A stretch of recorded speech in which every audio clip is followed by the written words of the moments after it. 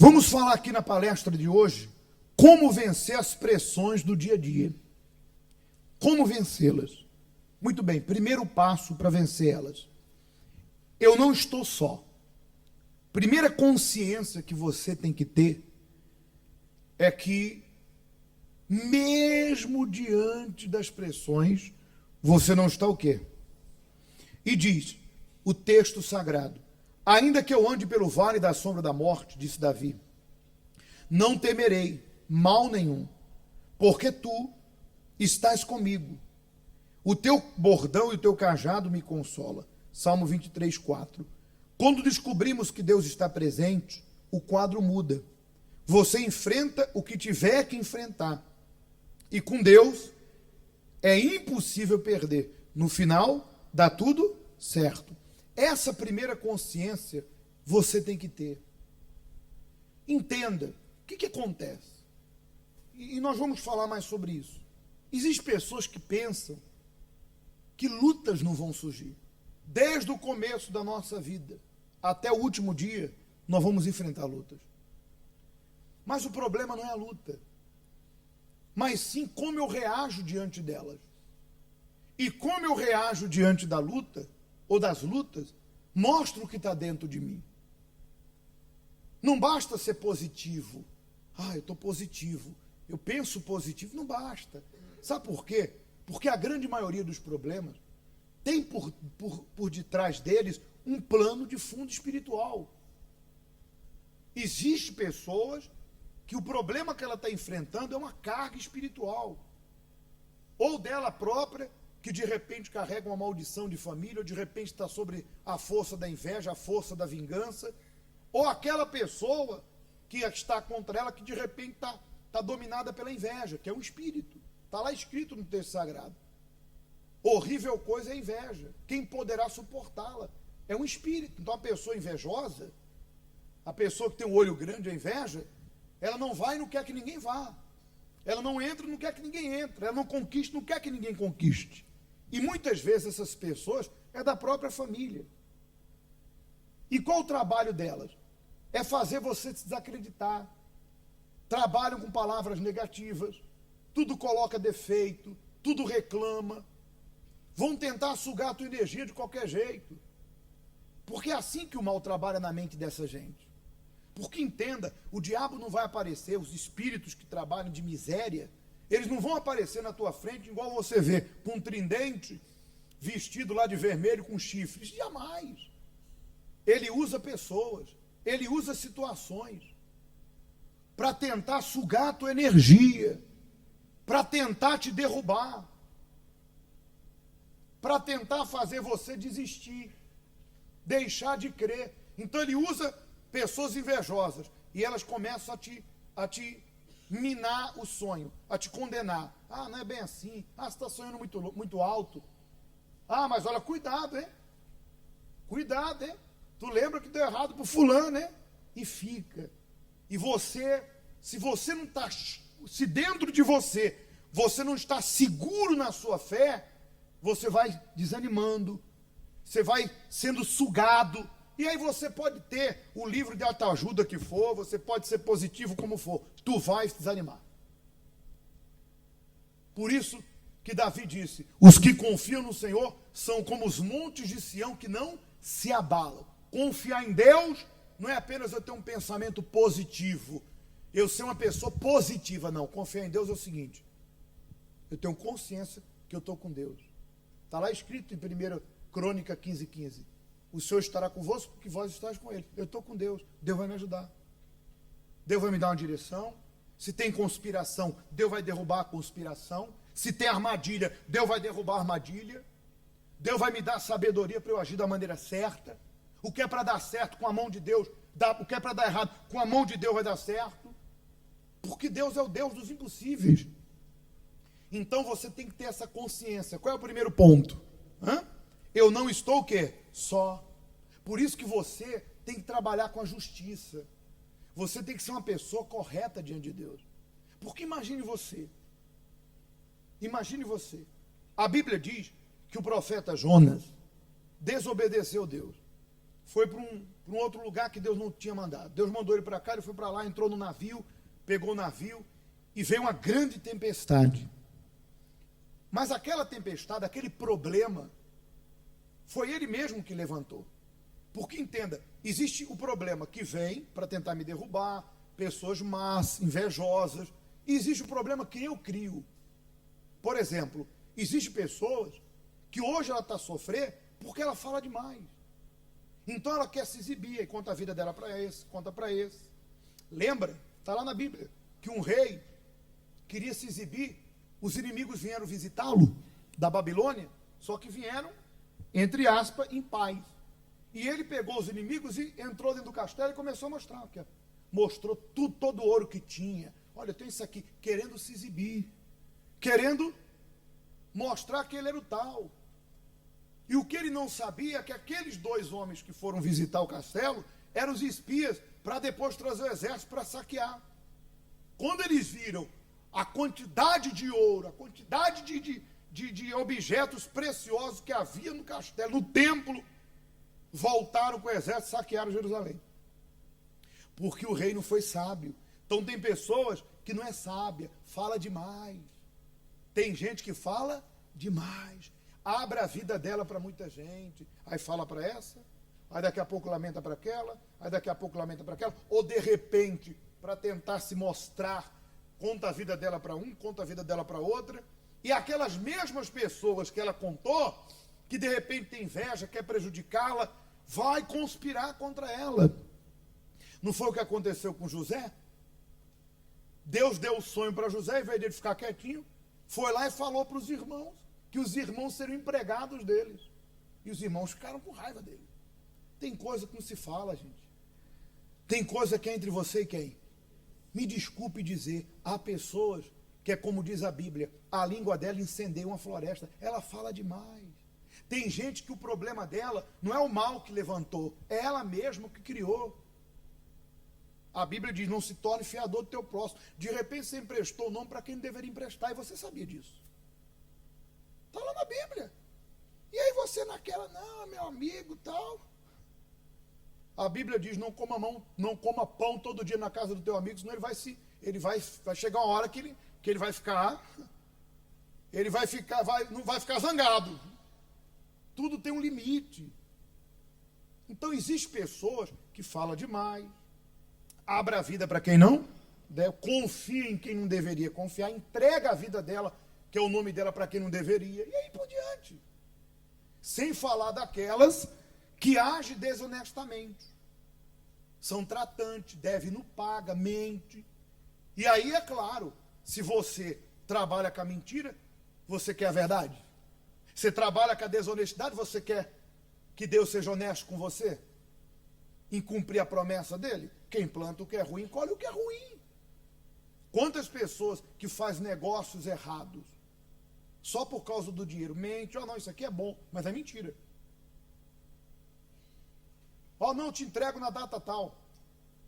Pode ficar tranquilo, só para conseguir ganhar o cliente, não entrega coisa nenhuma. Então tem gente que é assim, ela é a própria criadora do problema. Tem um péssimo serviço. Tem gente que é um péssimo funcionário, preguiçoso, chega atrasado, fofoqueiro, criador de problema. Aí manda pro olho da rua e fala assim, fui injustiçado. Não, você recebeu o que merecia. Porque eu pergunto para você, você tem uma empresa, você quer que a coisa ande, tem uma pessoa que está jogando contra. O que Jesus falou? Quem não ajunta, espalha. Uma casa dividida não fica de pé. Tu chega atrasada, vive mentindo, criando problema, colocando pessoas contra a outra. E de repente você diz que é de Deus. Pior ainda, para a tua vergonha. Quando você deveria ser um exemplo. Aí perdeu o emprego. Vai culpar quem? Aí culpa o diabo. O diabo fala, eu não tenho nada a ver com isso. Você tem que ser bom no que faz. A Bíblia diz que tudo que vier à nossa mão, faça com todas as suas forças. Se você acredita que não está sendo remunerado como deveria, perde as tuas contas e parte para outra. Mas não é justo você ficar fazendo cera ou trabalhando de qualquer jeito, porque você diz, mas também não me pagam o que deveria. Mas você aceitou ganhar o que tem que ganhar. Então, se está ali, tem que trabalhar, poxa. Mas não. Então, se a gente for nomear problema que a pessoa cria, tem um monte. Então, deve não paga, promete não cumpre, fala demais, empresta o nome a quem não deve, produto ruim, fala que é bom. Aí vem o problema. Como é que Deus vai te ajudar? Deus diz, filho meu, ouve os meus mandamentos e não rejeite minha disciplina, para que eu tenha como te defender diante do teu inimigo. Você faz a coisa errada e quer que Deus te defenda? Ah, pelo amor de Deus. Você anda nas trevas e quer luz? Quem entendeu? Segundo ponto. Vamos que já está tarde. Conte com o livramento de Deus. Para vencer a pressão, conte com o livramento de Deus. Se não fosse o Senhor, diz o texto sagrado, que esteve ao nosso lado quando os homens se levantaram contra nós e nos teriam engolidos vivos, quando a sua ira se acendeu contra nós. Salmo 124, 2 e 3. Deus está atento, não cochila, não dorme. Ele não muda. Ele trabalha pelos seus filhos. Ele é fiel. Mas o mal quer que você pense que Deus não vai lhe honrar. Tem muita gente frustrada porque ela vive contando com os homens e não com quem? Com o altar que é Deus. Aí tem aqui. Antes a pessoa ia para o altar, fazia uma prova com Deus. E Deus agia. Hoje muitos procuram isso, aquilo, para resolver seus problemas.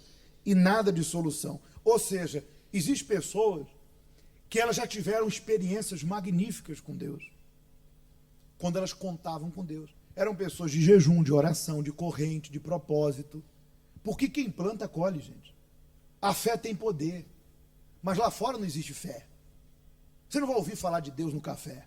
Você não vai ouvir falar de Deus no supermercado. Você ouve falar de Deus na casa dele. Então não economiza a tua comunhão. Não economiza a sua fé. Usa. Porque quanto mais você usar, mais você vai ver resultados. Agora, conte com o livramento de Deus. Nesse versículo diz que o inimigo veio derrubar e Deus protegeu, Deus guardou. Veja se você entende. Se você está andando direitinho com Deus, olha o caso de Daniel. Daniel era um presidente na Babilônia. E Daniel era um homem que andava direitinho. E por ele ter crescido, ele começou como vereador, se tornou governador, presidente, subiu de cargo. Os conspiradores invejosos procuraram alguma coisa para tentar derrubar ele, mas não encontravam, porque ele fazia a coisa certa. Só que eles percebiam que Daniel todo dia orava 3 vezes por dia, estendendo a mão para Jerusalém, que era a sua cidade natal. Ele estava na Babilônia, ele tinha sido levado cativo. E o que eles fizeram? Foram até o rei e conspiraram. Falaram, rei, tudo bem, rei? Olha, a gente está querendo criar um decreto que ninguém pode orar a nenhum outro Deus, a não ser o rei, durante um período de tantos dias. O rei, muito vaidoso, que já havia criado até uma imagem dele, falou, sancionou o decreto. Ninguém pode pedir nada, ninguém pode se dirigir a nenhum outro Deus, senão a mim. Depois você lê lá em Daniel. Ou seja, eles tentaram derrubar Daniel naquilo que ele não podia falhar. Na vida dele com quem? Às vezes tu começa a vir à igreja, tem pessoas que se opõem. Qual o mal que você está fazendo? O que a gente está fazendo de errado contra você e você fazendo de errado aqui dentro? Essa conspiração espiritual. Aí Daniel se manteve. Abriu a janela do quarto dele, estendeu a mão para Jerusalém e orou. Aí prenderam Daniel. E levaram até o rei. O rei gostava de Daniel. Mas uma lei não podia voltar atrás. Pegaram Daniel, jogaram na cova dos leões. Está lá no texto sagrado. Tem até na novela da Record. A Bíblia diz que Deus fechou a boca dos leões. No dia seguinte o rei gritou na porta da cova, ó Daniel, por acaso Deus a quem tu serve te livrou? E Daniel gritou lá de dentro, ó rei, Deus mandou o anjo e fechou a boca dos leões. Então, traduzindo, você que está com Deus, tu não vai estar impedido de ser jogado aonde? Vamos traduzir, cova de leões são um problema. Vai surgir problema na família, nos negócios, na empresa. As covas de leões surgem. Você deixado de lado, vem um problema aqui, um problema ali, a pressão. Se você tiver com Deus direitinho, ele vai fechar a boca do leão, ou dos leões. Aqueles que querem te derrubar é que vão cair, aqueles que querem te humilhar que serão humilhados. O rei tirou Daniel da cova e pegou os conspiradores e jogou na cova. Eles nem chegaram ao fundo, os leões já estavam devorando eles. Os leões estavam com fome. É que Deus colocou a mão e fechou a boca do leão. Então Deus vai usar quem tem que usar, quem tem que nascer vai nascer, quem tem que partir vai partir, mas a coisa vai ter que mudar. Mas tu tem que estar em aliança com Deus. Então, não se espante se vier a cova. Se você confia, os leões não vão te devorar. Entendeu? Terceiro, não se deixe abater, viva acima da crise. Não sabe, diz o texto, não ouviste que o eterno Deus, o Senhor, o Criador dos fins da terra, nem se cansa, nem se fadiga. Não se pode esquadrinhar o seu entendimento. Faz forte ao cansado, multiplica as forças ao que não tem nenhum vigor. Os jovens se cansam e se fadigam, os moços de exaustos caem, mas os que esperam no Senhor renovam suas forças.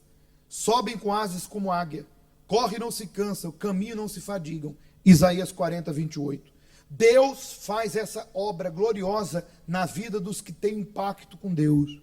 Ele renova a força, de uma maneira tão extraordinária que você não se abate diante das lutas. Não são poucos os que perdem o seu propósito na vida e se destabilizam nas aflições. No entanto, a capacidade de se elevar acima das lutas e não desfalecer é uma forma de mostrar confiança em Deus. Saber esperar pela resposta de Deus expressa completa confiança em sua palavra. Está vendo? Não é porque você está na tempestade, olhe para cá, por favor. Não é porque você está na tempestade que o teu barco vai afundar, não. Jesus estava lá no barco, e o barco sacudia para um lado, para o outro, e os discípulos, mestre, nós vamos afundar. Jesus estendeu a mão e acalmou a tempestade. Se Deus está no barco, vai sacudir, mas não vai afundar, não. Não vai. Confie e leve a Deus a tua causa, na tua oração. Esperar em Deus é crer que Ele está no controle de tudo e depender completamente dEle. Mas isso não significa ter uma fé passiva, né? Ficar parado, né? Pelo contrário, confiar é agir, tendo a plena convicção de que a resposta vai chegar. Então esses 3 pontos são principais. Eu não estou só, conte com o livramento de Deus, não se deixe abater, viva acima da crise. Se Deus é por nós, quem será contra nós?